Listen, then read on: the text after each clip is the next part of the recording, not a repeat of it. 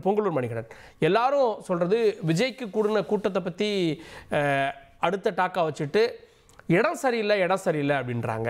இங்கே தானே அதிமுக பிரச்சாரம் நடத்தினாங்க போன வாரம். அதிமுக அவ்வளோ கூட்டம் கூட்டுச்சு.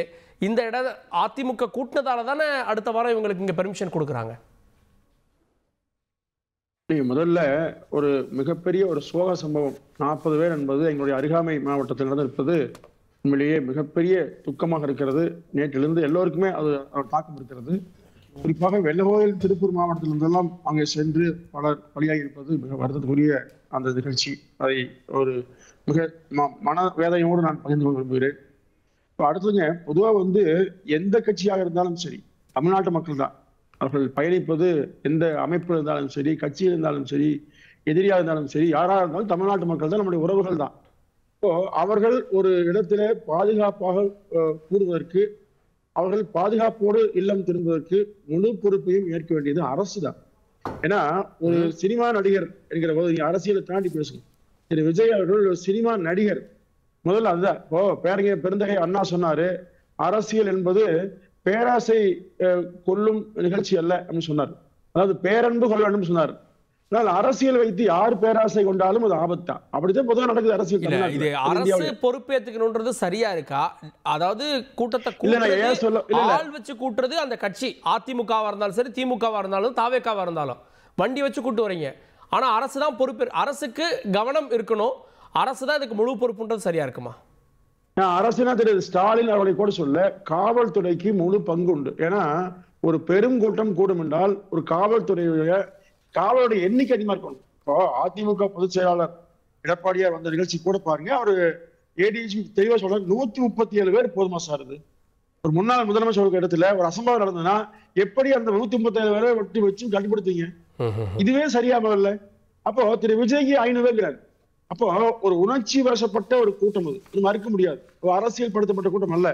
அவர்களுக்கு இதுவாக திரையிலேயே பார்த்த ஒரு நடிகரை நம்ம தரையில பார்க்க வேண்டும்ங்கிற ஆர்வத்தில் வர்றாங்க. அப்போ அவர்களால் ஒழுங்குபடுத்த முடியாவிட்டாலும் காவல்துறை போதிய பாதுகாப்பு கொடுத்திருக்க வேண்டும் என்பது முக்கியமான ஒன்று. இன்னொன்றுங்க, திரு விஜய் அவர்கள் அந்த கலந்து கொண்ட நிகழ்ச்சியில உள்ள நுழையும் போதே பார்த்தோம். எவ்வளவு உங்க தொலைக்காட்சியில பார்த்தோம். இப்போ ஒரு 3-4 விஷயம் பார்க்கிறேன். ஒன்று, விஜய் அவர்கள் பேசுகிற போது ஒரு ஆம்புலன்ஸ் வருது. இரண்டாவதாக அங்க நடக்கிற சம்பவம் விஜய்க்கு தெரிஞ்சிருக்கவங்க தெரியாம இல்லை, ஏதோ நடக்குதுன்னு தெரியுது. அப்போ ஆம்புலன்ஸ் அப்படிங்கிற சொன்னாலே உடனே கடந்த நாள் அதிமுக பொதுச்செயலாளரே தெரிஞ்சுன்னு சொல்றோம். அதாவது இந்த கூட்டத்தில் திரு விஜய் அவர்கள் குறிப்பிட்டு திரு செந்தில் பாலாஜி அவர்களை கடுமையாக பேசிய பிறகு ஒரு சேர்த்து பேசப்படுது, தடியடி நடத்தப்படுகிறது. அப்போ இது போன்ற சம்பவத்தால் மக்கள் சிதறி ஓடுவாங்க இல்லைங்களா? இல்ல, தடியடி முன்னாடி நடக்குது. அந்த வண்டி உள்ள வர்றதுக்கு இடமில்லை, முன்னாடி நடக்குது. அதுதான் சொல்றேன். நீங்க தடியடி நடக்க ஆரம்பிச்சாலே என்னன்னா மக்கள் சிதறி ஓடுவாங்க. அப்போ ஒருவர் மீது ஒரு நெருக்கடி கூடுங்க. அப்போ ஒரு ஆம்புலன்ஸ் போகும்போது முதலியே அந்த வழி மிக சிறிய வழி. நீங்க இந்த ரவுண்டான்னு சொன்னா பெரிய இடம்னு பரவாயில்ல, ஸ்டாலினுக்கும் உதவிக்கு கடந்தாலும் கொடுத்தாங்க. ஆனா இன்றைக்கு விஜய்க்கு அதே இடத்து தர்றாங்க, அதிமுக அதே இடத்து தர்றாங்க. எதிர்கட்சிகளுக்கு பண்றதே திமுக தான் பண்ணுது. நான் இது அரசியலுக்காக சொல்ல வரல. ஏன்னா பாதுகாப்பு முக்கியம். அது கட்சி யாரிடத்திலும் பிரச்சனை இல்லை, பாதுகாப்பு ஒவ்வொருவருக்கும் முக்கியம். இப்ப பாருங்க, 40 பேர் குடும்பத்துக்கு யாரு பதில் சொல்லணும் தெரியல. ஒருவருமே ஒரு மாத்தி சொன்னா யாரு நம்ம குறை சொல்றது? அநியாயமா 40 குடும்பம் போச்சு. அப்போ அப்படி நாம சொல்ற போது 2 பக்கம் மக்கள் சிதறாங்க. என்ன அது நெருக்கடி வருதுங்க. அது ஒவ்வொரு பொங்கலூர் அந்த ஆம்புலன்ஸே அங்க விழுந்த மக்களை தூக்க வந்தது தானே? இல்ல, அதாவது அந்த ஆம்புலன்ஸ் வந்த பிறகும் கூட அதுக்கு பிறகுதான் நிறைய மரணமே உருவாகி சொல்றாங்க. அதாவது அந்த உள்ளூர் பகுதியில அந்த வேலுசாமி பொறுத்து இருக்கிற சில நண்பர்கள் எனக்கு தெரிஞ்சு பேசினேன். அவங்களே சொன்னாங்க, அதாவது பொதுவாக இந்த அசம்பாவிதம் என்பது நாம் திரு விஜய் அவர்களை மட்டுமே குறை சொல்லி பயனில்லை, காவல்துறை உரிய பாதுகாப்பை கொடுத்திருக்க வேண்டும். ஏன்னா கூட்டம் எதற்காக யார் எங்கே கூட்டினாலும் அங்க காவல்துறையின் பங்கு மிக முக்கியங்க. இப்ப நீங்க பல்லடத்தில் நான் இந்த நிகழ்ச்சியை பார்த்தேன், எதிர்கட்சி வந்த நிகழ்ச்சி நான் தான் போயிருந்தேன். உண்மையில அங்கே கூட இந்த நெருக்கடி மாதிரி இருந்தது. அப்போ அங்க கூட நெருக்கடி ஓவராது ஒரு காவல்துறை கூட இல்லை. யாருமே உள்ளுக்குள்ள சுத்தி யாருமே இல்லை. ஒழுங்குபடுத்துவோம், சரிப்படுத்துவோம், பாதுகாப்பு தருவோம் யாருமே இல்லை. கட்சிக்காரர் யாருமே இல்லை. அப்போ இதே ஸ்டாலின் முழு கட்டுப்பாட்டுல ஒரு 5000 போலீஸை நிறுத்தி பாதுகாப்பு கொடுத்து வரதுனால மக்கள் தனியாக காட்டப்படுறாங்க. ஆனா இங்க தலைவரோடு நெருங்கி வருகிற அளவுக்கு ஒரு நெருக்கடியை சந்திக்க வேண்டியிருக்கிறது. எனவே முழுக்க காவல்துறை பொறுப்பை உணர தவறிவிட்டு இருந்ததால் குற்றச்சாட்டு. திரு சையத் ஹபீஸ், அரசின் தோல்வி அப்படின்ற ஒரு பார்வை எடுக்கிறாங்க. ஏன்னா பெர்மிஷன் காவல்துறையிட்ட வாங்குறாங்க, காவல்துறை சொல்கிற இடத்துல நடத்துகிறாங்க, காவல்துறை தான் பாதுகாப்பு கொடுக்குறாங்க, விஜயுடைய வாகனத்தை அழைச்சிட்டு வர்றாங்க. அப்போது இவங்களுக்கு சரி பங்கு இருக்குன்னா அரசுக்கும் சரி பங்கு இருக்குல்ல? இல்லை, இதில் இதுக்கான பதில் சொல்கிறதுக்கு முன்னாடி இதுக்கு பின்னாடி இருக்கக்கூடிய ஒரு அரசியலையும் நம்ம பார்க்க வேண்டியது கட்டாயம் இருக்குது. இது நேற்று நடந்தது வந்து தமிழ்நாட்டில் ஒரு மிகப்பெரிய ஒரு அசம்பாவிதம், ஒரு துக்கம். அனைத்து வீட்லேயும் இதோடைய பாதிப்பு இருக்குது. தாவேக்கா ரசிகர்கள்லாம் கிடையாது, தமிழ்நாட்டுடைய குடிமக்கள் அநியாயமாக இருந்திருக்காங்க. அதுக்கு எங்களுடைய ஆழ்ந்த இரங்கலை நாங்கள் தெரிவிச்சுக்கிறோம், அவங்களுடைய துக்கத்தில் பங்கு பெறுகிறோம். ஆனால் அதை கடந்து இப்போ பேச வேண்டியது என்னென்னா, ஒவ்வொரு கட்சிக்கும் ஒரு அரசியல் இருக்குங்க, ஒரு கோட்பாடு இருக்குது, எதை பிரபலப்படுத்தணுன்றதை நாங்கள் எல்லா கட்சிக்கும் இருக்கோம், அது நியாயமானது கூட. ஆனால் அது மக்களுக்கு எது தேவையானது தேவையில்லாததுன்னு ஒன்று இருக்குல்ல, எது ஆபத்தானது எது பலன் அளிக்கக்கூடியது அப்படின்றது இருக்குல்ல. நம்ம நாங்கள் திமுகவை எடுத்துக்கிட்டோன்னு வச்சுக்கோங்களேன், நாங்கள் என்ன சொல்லுவோன்னா, நாங்கள் மாநில உரிமைகளை மீட்டெடுக்கக்கூடிய இயக்கம், கூட்டாட்சியை பேசக்கூடிய இயக்கம், நாங்கள் வந்து சமூக நீதியை பேசக்கூடிய இயக்கம், இதுதான் நாங்கள் போகிற இடத்துலலாம் பிரபலப்படுத்துவோம். ஆனால் தாவேக்காவை பொறுத்தவரையில் அவங்க ஒரு உக்தியை வச்சுருக்காங்க, அது விஜய்க்கான கல்ட் இமேஜ். விஜய் இவ்வளோ கூட்டம் வருது பார்த்தீங்களா, 8 மணி நேரம் காத்திருந்து கூட கூட்டம் வருது பார்த்தீங்களா. அப்போ அந்த இமேஜை பில்ட் பண்ணக்கூடிய அரசியலுடைய விளைவு தான் இது. அதனால தான் இல்லை, அந்த இமேஜ் முன்னாடியே இருந்தது தானே? இல்லைங்க, அது அரசியல் சினிமாவில் வந்ததுக்கு அப்புறம் தான் அது வந்தது. சினிமாவில் இருக்கலாம், நான் திரும்ப சொல்கிறேன், சினிமாவில் அது இருக்கலாம். 100-200 கோடி வாங்குறேன், 200 கோடி வாங்குறேன், 130 கோடி வாங்குறேன்றது வேற. ஆனா அரசியலுக்கு அந்த கல்ட் இமேஜ் இருக்கக்கூடாது. நடிகர்கள் அரசியல் வர்றதுக்கு தப்பே கிடையாது, வரவேற்கிறோம். ஆனா அரசியலுக்கு வந்த பிறகும் நடிகர்களாவே இருக்கணும், அந்த இமேஜை மெயின்டைன் பண்ணணும். ஏங்க, ஒரு தொண்டனோட நீங்க தொடர்பு ஏற்படுத்திக்கிட்டீங்கன்னா, அடிக்கடி அவங்கள சந்திச்சிங்கன்னா இந்த பிரச்சனையே வராது.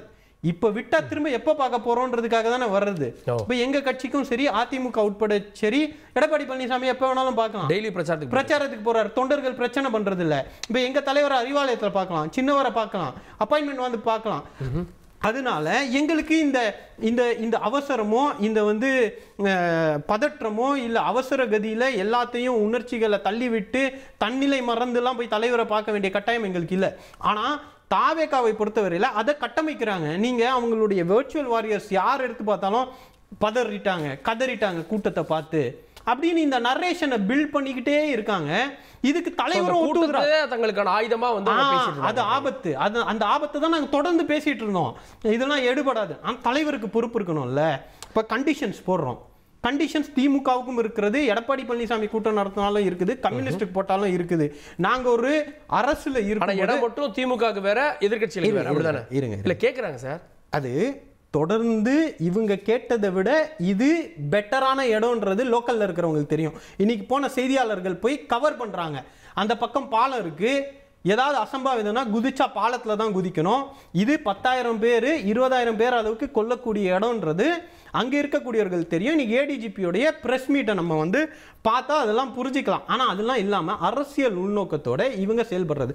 நான் விட்டு எடுத்துக்கு வரேன். விஜய் அவர்கள் நாகப்பட்டினத்தில் என்ன பேசுறாரு? கண்டிஷன்ஸ் போடுறது தப்பா சார்? ஒரு கண்டிஷன்ஸ் போடுறது தப்பா? நீங்க வரும்போது கூட ஒரு 2 ஆம்புலன்ஸ் வரணும், பைக் உங்களை பின்தொடரக்கூடாது, இதெல்லாம் யாருக்காக போடுறது? இதை ஒரு நல்ல தலைவராக நாங்கள் கண்டிஷன்ஸுக்கு கட்டுப்பட்டு நடப்போம்னு நாகப்பட்டினத்தில் பேசினார் அவரு. எங்களை பார்க்கக்கூடாது, உங்களை பார்க்கக்கூடாதான், அதுக்கு தடைகளை ஏற்படுத்துவாங்களாம், அதுக்காக பார்க்காம இருந்துருவோமான்னு நீங்க உசுப்பேத்துறீங்க சார் க்ரௌடை. உங்களுக்கு அரசியல் தலைவர்ன்றதுனால கூடுதல் சமூக பொறுப்பு, சோஷியல் ரெஸ்பான்சிபிலிட்டி இருக்கு. இதை நீங்க கடந்து வரீங்க. அந்த கண்டிஷன்ஸை ஈவனா எல்லா பார்ட்டிக்கும் எல்லா பார்ட்டி கேட்டுச்சா இல்லையா?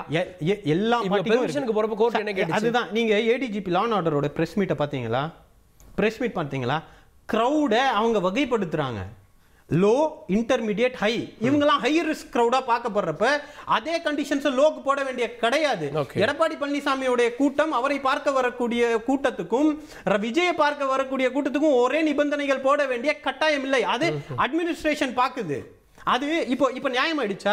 கண்டிஷன்ஸை இன்னும் கடினமா போடணும்னு பேசுறீங்களா எல்லாரும்? அன்னைக்கு என்ன பேசுனீங்க? கண்டிஷன்ஸை நீங்க கடினமா போட்டு அரசியல் பண்றீங்க. நீங்க இன்னைக்கு ஏன் கடினமா போடல, இன்னும் கடினமா போட்டிருக்கணும்ன்றீங்க. ஏதாவது உங்களுக்குள்ள ஒரு முரண், ஒரு அசம்பாவிதம் நடந்தா கண்டிஷன்ஸை இன்னும் ஸ்ட்ராங்கா போடுங்க, நடக்கலன்னா ஏன் கண்டிஷன்ஸை போடுறீங்க? இப்போ இந்த அரசியல் முரண் இருக்கு. இங்க பிரச்சனைக்குள்ள வரேன். பொறுப்பு என்னன்றீங்க? ஏடிஜிபியோடைய பிரஸ் மீட்ல ரொம்ப தெளிவா ஃபர்ஸ்ட் இவங்க ஒரு பொய் பிரச்சாரத்தை பண்ணிக்கிட்டே இருந்தாங்க. விஜய் வந்தா மின்சாரத்தை கட் பண்றாங்கன்னு.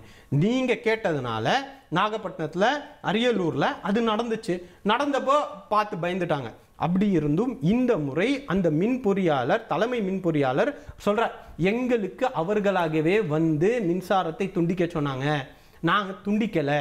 ஆனா ஒரு கூட்டம் மரத்தில் ஏறும்போது அந்த அவசர நேரத்துல அது வந்து மின் தடையை ஏற்படுத்தி அவர்களை அங்கிருந்து அப்புறப்படுத்தி திரும்ப அந்த இடத்துக்கு அனுமதி கொடுத்துட்டோம். அப்ப விஜய் பேசும்போது ஜெனரேட்டர் மீது ஏறினதுனால தான் இப்ப ஆம்புலன்ஸ் சும்மா வந்துச்சுன்னாங்கல்ல. அதுக்கும் ADGP law and order press மீட்ல சொல்றாரு, விஜய் பேச ஆரம்பிப்பதற்கு முன்னாலேயே அவர் சொல்றார் 50 மீட்டர் முன்னாடி நிக்க சொன்னோம். ஆனா கவரேஜ் இதுதான் நான் சொல்றேன். இன்னும் சினிமாவில் இருக்கிறீங்க, கவரேஜ் பெட்டர் கவரேஜ் வேணும்ன்றதுக்காக நீங்க முன்னாடி வரீங்க. அந்த நேரத்துல வந்து வண்டி நின்ன உடனே விஜய் ரொம்ப நேரம் வெளியே வர்றதுனால கூட்டம் இங்கிருந்தும் அங்கிருந்தும், இது கடைசி நிமிஷத்துல நடந்த பிரச்சனை. இதுக்கு எப்படி நீங்க போலீஸை பொறுப்பெடுக்க முடியும்? வந்த உடனே அவர் மேல வந்து பேசிட்டு போயிருந்தானா வேற. அதுவும் இல்லாம விஜய் பேச ஆரம்பிக்கும் போதே அங்க மயங்கி விழுந்தாங்க. அவருடைய கவனத்தை பெறுவதற்காக செருப்பை தூக்கி வீசுறது இதெல்லாம் நடந்திருக்கு. அதுக்கப்புறம் தான் அவர் தண்ணி பாட்டில் கொடு அப்படின்றாரு. இப்ப கவனம் ஈர்ப்பதற்காக இங்க பிரச்சனை இருக்கு, இருப்பதற்கு செருப்பு தூக்கி வீசுறது சரியான. அந்த அவசர கதியில என்ன நடக்கும்? இருக்கிறத தூக்கி போட்டு ஏன் நான் இங்க மூச்சு வாங்கிட்டு இருக்கேன், கொஞ்சம் பேச்ச சீக்கிரம் முடி, ஏதாவது ஒண்ணு நடக்கும். அப்ப அதுக்காக நடந்ததை கூட நீங்க வந்து அரசியல் ஆக்குறீங்க அப்படின்னா, இருங்க இதை முடிச்சிடறேன், இல்லைன்னா அறகுறையா போய் மக்கள் கிட்ட சேரும். அதனால நீங்க வந்து என்ன நடந்திருக்குன்னா, ஆம்புலன்ஸ் ஏதோ காலியான ஆம்புலன்ஸ் இல்ல, விஜயுடைய வாகனத்திற்கு கூட வந்து போலீஸ் போட்ட கண்டிஷன்ஸ்ல நீங்க பக்கத்துல 2 ஆம்புலன்ஸ் நிறுத்தணும்னு சொன்ன தாவேக்காவுடைய ஆம்புலன்ஸ் தான் வந்துச்சு, யாரோ வந்து ஆம்புலன்ஸ் கிடையாது. அப்ப பிரச்சனை ஆயிருக்கு, மயங்கி விழுந்திருக்காங்க. அவர்களை காப்பாற்றுவதற்காக நீங்க கண்டிஷன்ஸை ஏத்துக்கிட்டு நீங்க நிறுத்தி வச்சிருந்த ஆம்புலன்ஸ் தான் முதல்ல வருது. கேட்போம். அது மக்கள் வந்து ஒரு ஸ்டாம்பீட்ல, ஒரு கூட்ட நெரிசல்ல மயங்கி விழுந்ததை காப்பாற்றுவதற்காக வந்த ஆம்புலன்ஸை கூட அடித்து நொறுக்கக்கூடிய வேலை நடந்திருக்கு. இதுக்கு யார் பொறுப்புனா எடப்பாடி பழனிசாமி பொறுப்பு எடுக்கணும். அன்னைக்கு தான் அவர் ஆரம்பிச்சு வச்சார். கூட்டத்துல சும்மா ஆம்புலன்ஸ் விடுறாங்க, வரும்போது அந்த ஆம்புலன்ஸ்காரரை அவர் ஆம்புலன்ஸ்ல ஏற மாதிரி நடந்து சொன்னது தாவேக்காரங்க. இப்ப நேத்து ஒரு ஆம்புலன்ஸ் அடிச்சிருக்காங்க. அந்த நரேட்டிவ்க்கு யாருங்க பொறுப்பெடுப்பா? ஏங்க பில்ட் பண்ணி ஒரு நரேட்டிவை செட் பண்ணிக்கிட்டு இருக்கீங்க? உங்களுடைய அரசியல் நரேட்டிவ்காக பொதுமக்கள் பாதிக்கப்படணுமா? யார் பொறுப்பெடுப்பானா? காவல்துறை, நீதிபதியுடைய ஆணையம் நீதிபதில சொல்லும். சார் ஒரு நிமிஷம், அதாவது அந்த கூட்டம் நடக்கும் இடம் தெரியுங்க. அப்ப காவல்துறை முன்கூட்டி ஆம்புலன்ஸ் வேற வழி சொல்ல முடியா? அந்த கூட்டம்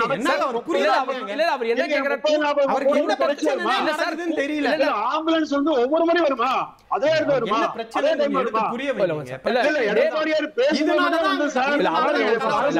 அவர் கேக்குறது இபிஎஸ் பேசுற எல்லா கூட்டத்திலும் வருதுன்றார். நேத்து கூட்டத்தை விட்டுருங்க. அதாவது ஒண்ணு நல்லா புரிஞ்சுக்கோங்க, கூட்டம் நடக்கக்கூடிய பக்கத்து வீட்டுல மூச்சு வாங்கிச்சுன்னா சுத்திட்டு வாங்க சொல்ல முடியும். இத பத்தி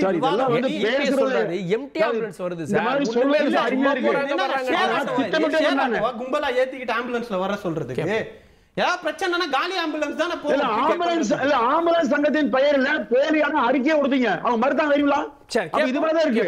இது கைஸ் அரசியல பார்க்காதீங்க. சார் கேப்போம்,